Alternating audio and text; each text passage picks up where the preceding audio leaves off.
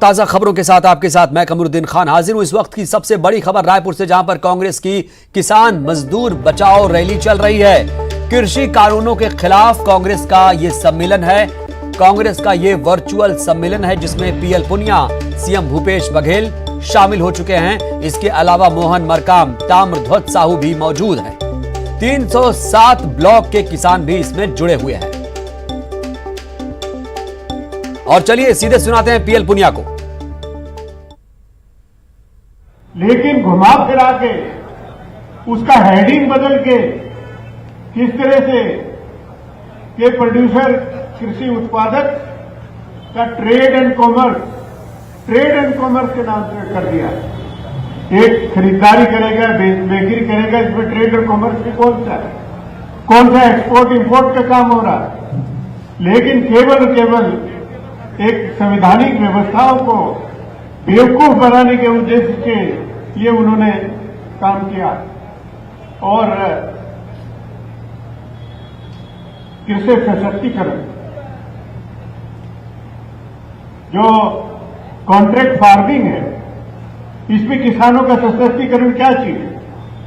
लेकिन क्योंकि कानून बनाना था, किसी खास उद्देश्य से बनाना था, तो इस वजह से हेडिंग बदल के इसको बेवकूफ बनाया। और कानून क्यों बनाया, किस लिए बनाया, किससे पूछ के बनाया, किसने आपको राय दी, किस किसान संगठन ने आपसे अनुरोध किया कि ये कानून बनना चाहिए।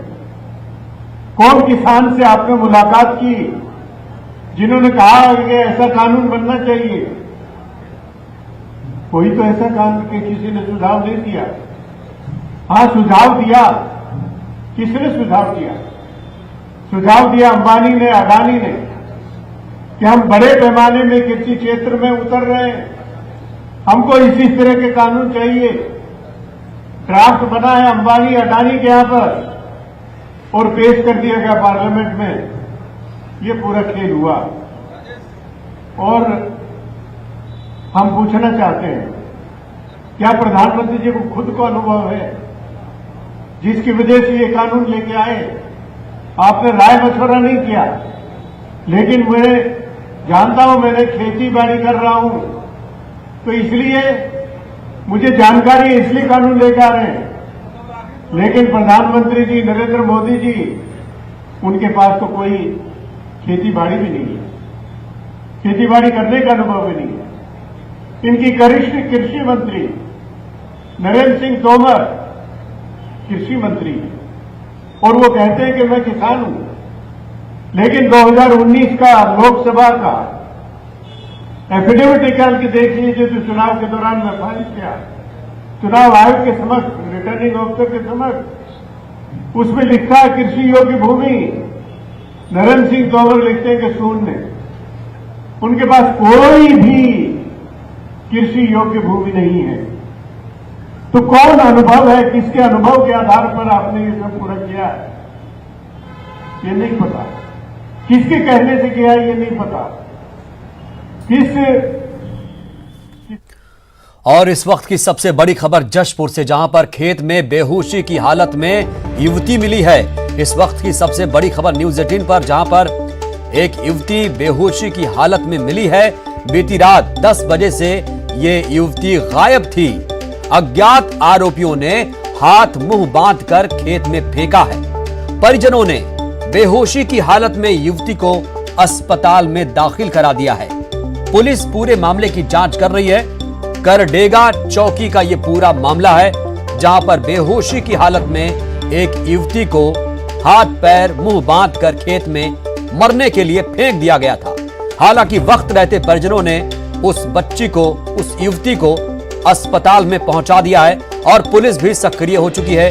पूरे मामले की तफ्तीश की जा रही है। खेत में बेहोशी की हालत में युवती मिली थी। बीती रात 10 बजे से यह युवती गायब थी और जब वो मिली, हाथ मुंह बांधकर उसे खेत में फेंक दिया गया था, वो भी मरने के लिए। हालांकि अब उसका इलाज चल रहा है और पुलिस भी पूरे मामले की जांच कर रही है। ज्यादा जानकारी के साथ हमारे सहयोगी, हमारे संवाददाता दीपक जुड़े हुए हैं। दीपक, रात 10 बजे से ये युवती गायब थी, लेकिन जब मिली तो खेत में बेहोशी की हालत में। आखिर कौन कौन वो लोग हैं? क्या कोई शिनाख्त पहचान हो पाई है आरोपियों की? पुलिस अब तक क्या कार्रवाई कर चुकी है इसमें, बताइए। कमरुद्दीन, मैं आपको बताऊं कि कल 10 बजे रात की वारदात है ये, और करडेगा थाना क्षेत्र में एक गांव है, और उस गांव में ये युवती रात 10 बजे से लापता थी, जिसके बाद रात भर इसके परिजनों ने इसे ढूंढा लेकिन नहीं मिली। सुबेरे गांव के पास ही एक खेत में पानी में आधी डूबी हुई ये लड़की मिली, जिसके हाथ बंधे हुए थे, मुंह बंधा हुआ था, और उसके बाद इसको बेहोशी की हालत में कुनकुरी अस्पताल में दाखिल किया गया है। फिलहाल जो है युवती को होश नहीं आया है, और पुलिस इस मामले में जांच में जुटी हुई है। प्रथम दृष्टया पुलिस का को आशंका है कि ये गैंगरेप का मामला हो सकता है, क्योंकि 3 से 4 आरोपी इसमें बताए जा रहे हैं जिसने युवती को किडनैप किया था। बहरहाल पुलिस अभी गांव पहुंच चुकी है और वहां पे संदिग्धों की तलाश कर रही है, और युवती के होश में आने के बाद ही मामले का खुलासा हो पाएगा कि आखिर घटना क्या हुआ था। दीपक, परिजन किस पर शक जता रहे हैं? जी, परिजनों का कहना है कि गांव में कल देर रात कुछ लोग पहुंचे हुए थे, और उनकी स्कूटी भी गांव में खड़ी हुई थी, तो उस स्कूटी को भी परिजनों ने बरामद करके पुलिस के हवाले किया है। और उनकी आशंका है कि कुछ युवक इसमें शामिल थे, लेकिन वो गांव के नहीं थे, गांव के आसपास की ही कुछ लोग बताए जा रहे हैं, लेकिन अभी तक पुलिस को कुछ खास सफलता नहीं मिली है। पुलिस मौके पर पहुंची है और वो संदिग्धों की तलाश कर रही है, और युवती के होश में आने के बाद ही पूरा मामला स्पष्ट हो पाएगा कि आखिर घटना क्या हुई थी। जी कमल, यानी इतना वक्त हो जाने के बाद भी दीपक, सोचिए कि युवती अभी तक होश में नहीं आई है, उसकी हालत बहुत ही नाजुक माना जा सकता है। मेडिकल रिपोर्ट की बात भी क्या सामने आ रही है दीपक? क्योंकि आप बता रहे हैं कि पुलिस इसे ऐसे भी देख रही है कि हो सकता है इसके साथ रेप की वारदात हुई हो। जी, इसको जो है फिलहाल सुबह 10 बजे अस्पताल में दाखिल किया गया था, और उसके बाद से इसका इलाज जारी है। फिलहाल अभी कोई मेडिकल रिपोर्ट सामने नहीं आ पाई है, और इस मामले में जो है पुलिस कुछ देर में खुलासा कर सकती है। और सबसे बड़ी बात मैं आपको बताऊं कि जशपुर के एसपी खुद मौके पर पहुंच रहे हैं, क्योंकि जहां पर प्रदेश में इस वक्त गैंगरेप को लेकर बवाल मचा हुआ है, कोंडा गांव की बात करें, जशपुर की बात करें, बलरामपुर की बात करें। चलिए, तो कुल मिलाकर दीपक आप ये भी बता रहे हैं, एडिशनल इन्फॉर्मेशन ये भी है कि अब ये जो पूरा मामला है एसपी के संज्ञान में भी है। ऐसे में देखना होगा पुलिस इसमें किस तरीके से परिजनों को इंसाफ दिलाने का काम कर रही है। बहुत बहुत शुक्रिया आपका। कोंडा गांव से बड़ी खबर, जहां पर गैंगरेप के सभी आरोपी गिरफ्तार कर लिए गए। गैंगरेप के सभी 7 आरोपी पुलिस के शिकंजे में आ चुके हैं। 5 आरोपी पहले भी गिरफ्तार हो चुके हैं। 2 आरोपियों की आज गिरफ्तारी हुई। 1 आरोपी की बेमेतरा से गिरफ्तारी हुई है। एक अन्य आरोपी को दूसरे जिले से गिरफ्तार किया गया। एसपी ने मामले की पुष्टि कर दी है। तो गैंगरेप के सभी जो आरोपी थे, 7 आरोपी बताए जा रहे थे, सातों पुलिस के शिकंजे में आ चुके हैं। गैंगरेप के सभी 7 आरोपी पकड़ लिए गए हैं। इस वक्त की सबसे बड़ी खबर आपको बता रहे हैं, जहां पर गैंगरेप के सभी 7 आरोपी गिरफ्तार हो चुके हैं। ज्यादा जानकारी के साथ हमारे संवाददाता विवेक जुड़े हुए। विवेक, बताइए, 7 आरोपी अब पुलिस के शिकंजे में आ चुके हैं, और जो परिजन है वो क्या मांग कर रहे हैं? देखिए कमल, इसमें बता दूं कि परिजनों की जो स्थिति है उनकी काफी अलग स्थिति है, मतलब विक्षिप्त स्थिति में। जैसे पिताजी का बताया था कि उन्होंने आत्महत्या की करने की जो कोशिश की थी, उसके बाद उनकी दिमागी हालत ठीक नहीं है, और उसकी माँ, जो मृतिका की माँ है, उसका कुछ पता नहीं चल पाया है। पुलिस उनको निकाल रही है। हालांकि लोगों की मांग ये है कि जो आरोपी हैं, जैसे सर्व आदिवासी समाज, इन्होंने मांग किया है कि जो आरोपी हैं उनको फांसी की सजा दी जाए, और जो मृतिका है उसके परिजनों को आर्थिक मुआवजा दिया जाए। तो अब जिस तरीके से 7 आरोपी गिरफ्तार हुए हैं, वैसे ही अब 3 आरोपियों की और गिरफ्तारी की मांग उठ रही है। और दूसरी बात यह है कि इसमें जांच का जो सिलसिला है उसमें यह है कि जो लोगों ने दबाव डाला था पीड़ित परिवार पर मामला दबाने के लिए, उन पर कार्रवाई की मांग चल रही है। चलिए विवेक, बहुत बहुत शुक्रिया आपका अपडेट हम तक पहुंचाने के लिए। तो गैंगरेप के सभी 7 आरोपी गिरफ्तार हो चुके हैं। 1 आरोपी की गिरफ्तारी बेमित्रा से हुई है। गैंगरेप के सभी आरोपी अब पकड़े जा चुके हैं। और कोंडा गांव दुष्कर्म मामले में बीजेपी का प्रदर्शन भी हो रहा है। रायपुर में धरना प्रदर्शन किया जा रहा है। बीजेपी की अनुसूचित जनजाति मोर्चा और महिला मोर्चा को यह जिम्मेदारी सौंपी गई है। पूर्व मंत्री बृजमोहन अग्रवाल, राजेश मूणत, केदार कश्यप के साथ जिला अध्यक्ष, अनुसूचित जनजाति मोर्चा और महिला मोर्चा के पदाधिकारी भी इस प्रदर्शन में शामिल हैं। प्रदर्शन के बाद राजभवन की ओर बीजेपी कूच करेगी। बीजेपी के प्रतिनिधिमंडल राज्यपाल को ज्ञापन सौंपेंगे। दोषियों को सजा देने के साथ पीड़ित परिवार को इंसाफ दिलाने की मांग भी बीजेपी की तरफ से लगातार उठ रही है। इधर कोंडागांव में हुए गैंगरेप की घटना पर बीजेपी के प्रदर्शन पर पीएल पुनिया ने सवाल खड़े कर दिए। पुनिया ने कहा, सरकार कठोरता से मामले में कार्रवाई कर रही है, बीजेपी बताए कहां कार्रवाई नहीं हो रही है। पुनिया ने कहा, दोषियों को बख्शा नहीं जाएगा। सरकार पूरी तरह से कार्रवाई कर रही है।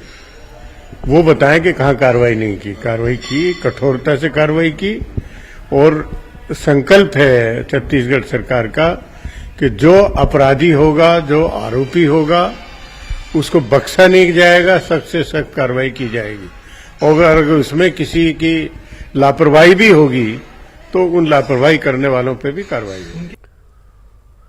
और रायपुर से इस वक्त की बड़ी खबर, जहां पर राज्यपाल अनुसुईया उइके ने गृह मंत्री को पत्र लिख दिया है। ताम्रध्वज साहू को पत्र लिखा गया है। केशकाल और बलरामपुर दुष्कर्म मामले की जानकारी राज्यपाल ने मांग ली है। अब तक गृह विभाग द्वारा कार्रवाई की जानकारी राज्यपाल महोदया ने मांगी है कि अब तक पुलिस ने केशकाल बलरामपुर दुष्कर्म के मामले में क्या क्या कार्रवाई हुई है, इसको लेकर राज्यपाल ने गृह मंत्री ताम्रध्वज साहू को खत लिखा है और कार्रवाई की जानकारी मांगी है।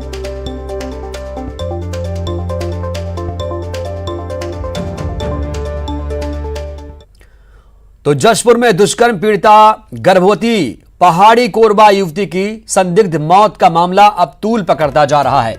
मामले में अब कोरबा समाज सड़कों पर उतरकर बड़े आंदोलन की तैयारी कर रहा है। कोरबा समाज का प्रतिनिधिमंडल आज पैदल मार्च कर एसपी ऑफिस पहुंचा और राष्ट्रपति के नाम ज्ञापन सौंपा। प्रतिनिधिमंडल ने एसपी से मामले की दोबारा जांच की मांग की और दोषियों को गिरफ्तार कर सख्त कार्रवाई करने की भी मांग की। रखा था 7 माह गर्भवती थी। मतलब वो धौरा पेड़ में जाके कैसे चढ़ सकती है? फिसलता है वो पेड़, मतलब प्राकृतिक फिसलावट है। 7 साल का गर्भवती है, इसमें शंका है।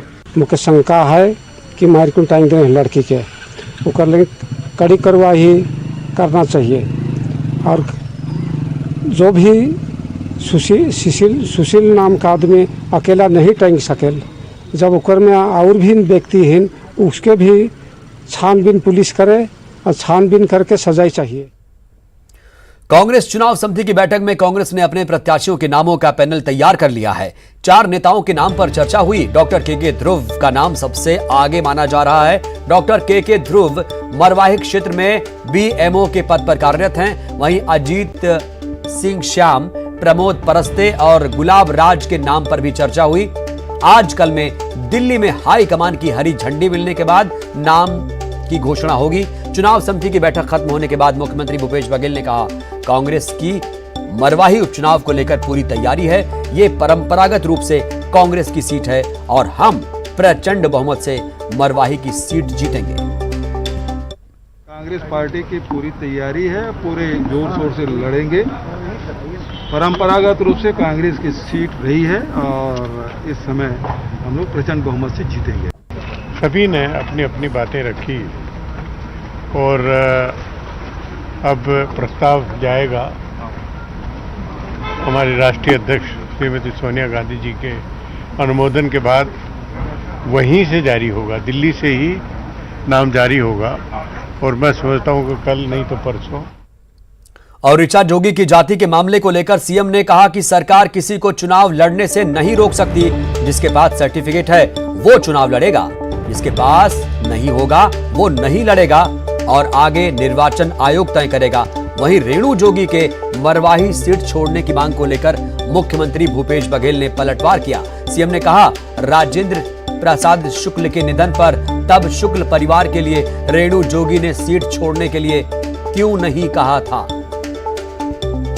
सरकार किसी को चुनाव लड़ने से नहीं रोक सकता। यदि वो आरक्षित सीट है, अनुसूचित जाति के हैं तो अनुसूचित जाति के लोग लड़ेंगे, अनुसूचित जनजाति के लिए आरक्षित है तो अनुसूचित जनजाति के लोग लड़ेंगे। और जिसके पास सर्टिफिकेट होगा वो लड़ेगा, जिसके पास नहीं होगा नहीं लड़ेगा। वो तो जो पीठासीन अधिकारी है निर्वाचन आयोग है वो तय करेगा। रेणु जी कह रही कि सम्मान में एक सीट छोड़ देना चाहिए कांग्रेस को, पूर्व मुख्यमंत्री की बहू का मामला है। उसका जवाब तो दे चुके हैं। जब राजेंद्र प्रसाद शुक्ल जी के देहावसान हुआ था तब रेणु जोगी को ये बात कहनी थी, शुक्ल परिवार के लिए छोड़ देना था। इधर बहुजन समाज पार्टी ने भी स्टार की सूची जारी कर दी है। प्रचारकों की सूची मायावती ने जारी कर दी है और इसमें मायावती समेत 30 चेहरे होंगे स्टार प्रचारक के तौर पर। बीएसपी विधायक संजीव सिंह कुशवाहा बाहर हैं स्टार प्रचारकों की लिस्ट से। बीएसपी विधायक बाहर हैं, लिस्ट में बीएसपी विधायक का नाम नहीं है।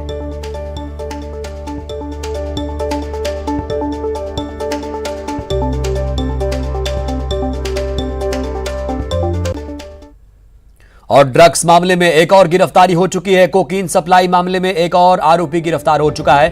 भिलाई के आशीष जोशी को पुलिस ने गिरफ्तार कर लिया। ड्रग्स पेडलर है आशीष जोशी। अब तक 10 लोगों की गिरफ्तारी हो चुकी है। पुलिस मिनहाज मेमन और अभिषेक शुक्ला को पुलिस रिमांड में लेकर पूछताछ कर रही है। इन दोनों से पूछताछ में और भी खुलासे हो सकते हैं। आपको याद दिलाना जरूरी है कि कोकीन सप्लाई मामले में सबसे पहले पुलिस ने 30 सितंबर को श्रेयांश झाबक और विकास बनछोर को गिरफ्तार किया था। इसके बाद कल पुलिस ने 7 और लोगों को गिरफ्तार किया था, जिसमें से मुख्य आरोपी मिनहाज मेमन और अभिषेक शुक्ला को पुलिस रिमांड में लेकर पूछताछ कर रही है।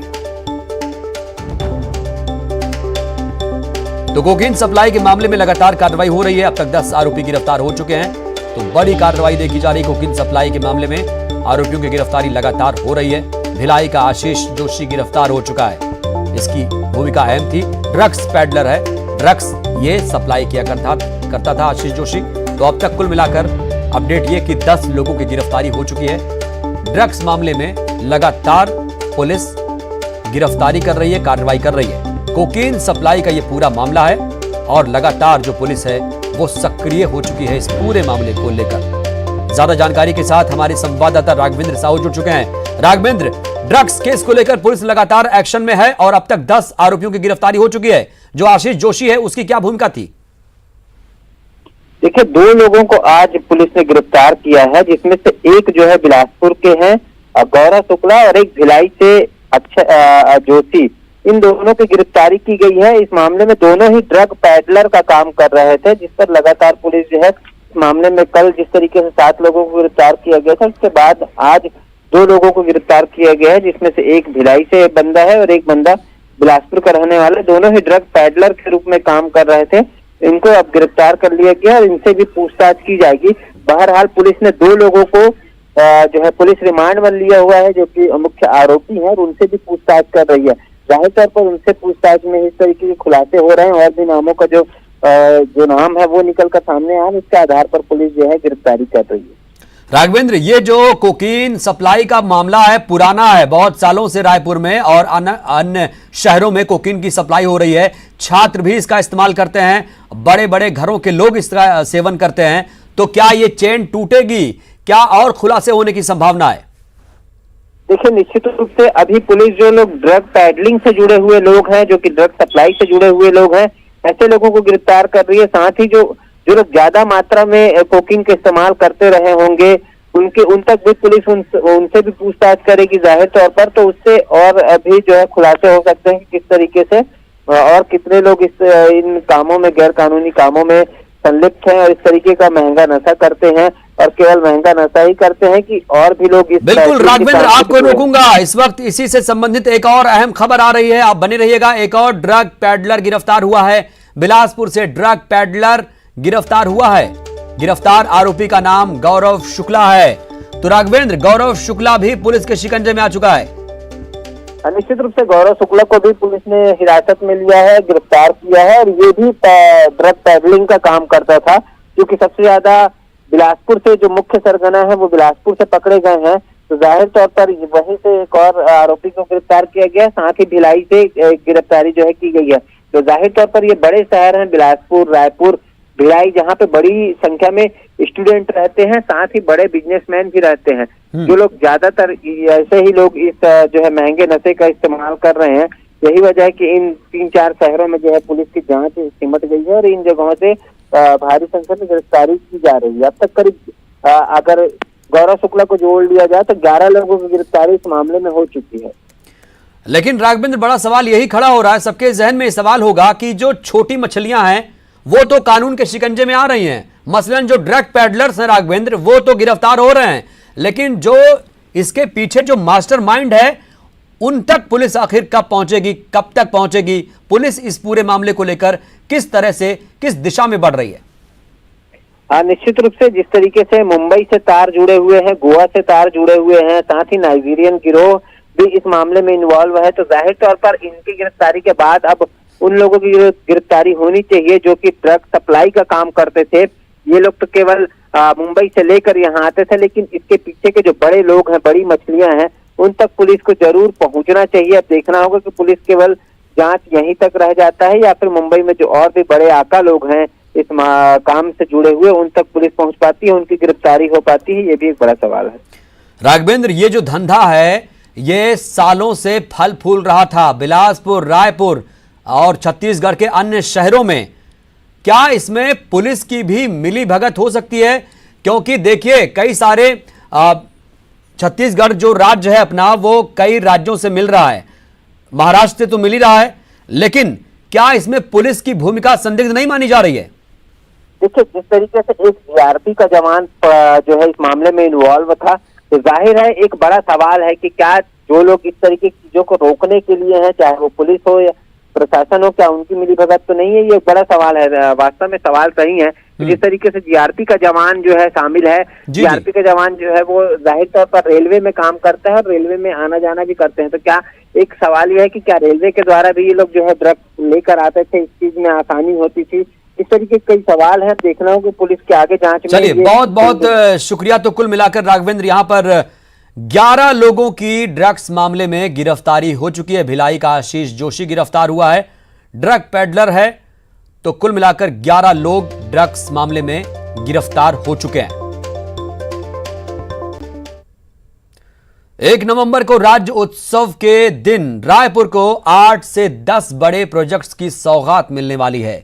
रायपुर नगर निगम और स्मार्ट सिटी रायपुर के बड़े प्रोजेक्ट को तैयार करने में जुटी हुई है और अक्टूबर के आखिर तक प्रोजेक्ट पूरा होने की उम्मीद संभावना जताई जा रही है। 1 नवंबर को सीएम इन प्रोजेक्ट्स का लोकार्पण करेंगे, इसलिए सभी प्रोजेक्ट को पूरा करने में महापौर और तमाम अधिकारी लगातार जुटे हुए हैं। जवाहर बाजार, अंतरराज्यीय bus stand, multi level parking, city कोतवाली, जय स्तंभ चौक सौंदर्यीकरण और बूढ़ा तालाब प्रोजेक्ट का पहला फेज भी तैयार हो रहा है। महापौर एजाज ढेबर ने बताया कि एमआईसी में इन तमाम प्रोजेक्ट्स को जल्द तैयार करने पर चर्चा हुई है। एमआईसी की जो मीटिंग हुई थी उसमें हमारे सभी एमआईसी के जो सदस्य सब हम लोग बैठे थे, हमने सब यह निर्णय लिया है कि 1 नवंबर को हम 9 से 10 चीज, जिसमें बूढ़ा तालाब भी है, जिसमें जवाहर बाजार भी है, जिसमें जयस्तंभ चौक भी है, जिसमें सिटी कोतवाली भी है, जिसमें मल्टी लेवल पार्किंग भी है, जिसमें स्मार्ट रोड भी है, ऐसे करीब 9 से, और अपना ये भाटा गांव में जो बस स्टैंड है वो भी है, ऐसे टोटल मिला के 9 से 10 चीज है जो हम लोग रायपुर की जनता को